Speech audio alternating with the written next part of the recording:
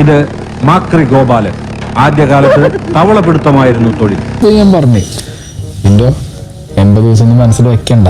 സാറേ അല്പം ചട്ടമ്പി തരില്ലാതെ ഇവിടെ ജീവിക്കാൻ പറ്റത്തില്ല. ഗോപാലൻ തല്ലാറുണ്ട്, അതുപോലെ തിരിച്ചിഷ്ടം പോലെ കിട്ടാറുണ്ട്. ഞാൻ 80 ദിവസം മനസ്സിൽ വെക്കണ്ട. ഞാൻ ഇതുവരെയായിട്ട് നിങ്ങൾ അടിച്ചിട്ടില്ലല്ലോ. ഇങ്ങോട്ട് അടി വന്ന ജിൻഡോ ഉറപ്പിച്ചോ, ജിൻഡോ കപ്പടിക്കില്ല. ബോംബ് മുതൽ ഡൈനാമിറ്റ് വരെ ഉണ്ടെന്നാ കേട്ടത്. അയാൾക്ക് അറിയാനുള്ളത് എല്ലാരും മണ്ടന്മാരല്ലോ. കുഴൽ തോക്ക് ഒരു കോഴിയിൽ കൂടി ഉണ്ട വരും, മറ്റേ കോഴിയിൽ കൂടി പുക വരും.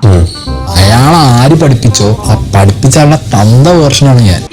ഒരു കൊലക്കേസ് കഴിഞ്ഞ് ഇറങ്ങിയുള്ളൂ, വെറുതെ തന്നെ വീണ്ടും ജയിലിൽ കയറ്റിക്കരുത്. ഞാനാ പറയുന്നത് ഇവിടെ വന്ന 25 ആളിൽ 24 ആളും കൂടെ ഒഴിവാക്ക്. കാലാവധി തീർന്നു. പക്ഷെ ഒരുത്തനെ തട്ടിയിട്ട് ഉടനെ തന്നെ തിരിച്ചു പോകണം. ഒറ്റയ്ക്ക് നിങ്ങളൊരു മറ്റേ പുലിയാന്ന് വിചാരിച്ചിരിക്കും. അത് വേണ്ട, ഞാൻ ഭയങ്കര ഡേഞ്ചറാണ് ആ കാര്യം. ഒഴിയാൻ പറ്റൂന്ന് ആശ നേരിട്ട് പോയി പറയാൻ പോവാ. തിരിച്ചു വരുമ്പോൾ ആ കസേരക്ക് ചിലപ്പോ നാടില്ലാണ്ടാവും. കാരണം പൊട്ടിച്ച് നാറ്റിച്ച് കപ്പിന്റെ 7 അയൽവക്കത്ത് വരാത്ത രീതിയിൽ ഇന്നെങ്കിലും പോയി അടിച്ചനച്ച് കുളിച്ചിട്ട് വേണമെങ്കിൽ അവന്റെ ബോഡിക്ക് റീത്ത് വെക്കാൻ പാടാ. എല്ലാത്തിനും കാണിച്ചു തരാം. അടിച്ചാ ഉറപ്പ. പിന്നെ എനിക്ക് മൂന്ന് വീട് നോക്കാമല്ലോ.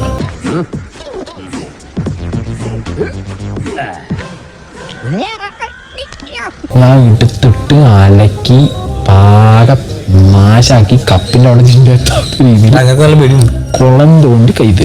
എനിക്ക് ചുറ്റും 8 പേരാ. അത് നിസ്സാർക്കാരല്ല, വടക്കമ്മലെന്നുള്ള ടീം. ചട്ടമ്പിയായി ജനിച്ചു പോയില്ലേ, ഓടാൻ പറ്റുമോ? പന്തലിൽ പോയിട്ട് ആ ഡയലോഗ് അടിക്കരുത്. അടിച്ച ജിൻഡോടെ ഏത് വഴിക്കും ഞാൻ എന്ത് ചെയ്യും, കപ്പിലെത്തിയില്ല. 2 ഓലക്കീറോ വെള്ള തുണിയോ എടുത്തോളൂ, എന്നെ മൂടാൻ. സാരമില്ല, ഇവന് ഇതൊക്കെ പറയുവാ.